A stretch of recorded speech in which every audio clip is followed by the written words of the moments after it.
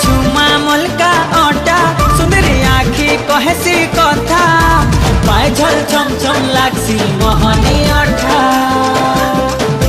रजा आमर बजा आए दुलदुली बजा किंदरी किंदरी नचले लागसी मजा कहरी जैसू अमरे हे पवन टुका हमें तो समलपुरिया मोटा आमर सत्या केनो पाइबो आमर लेखरे खुशी मिलन सब पर संगे रे केते सुंदर आमर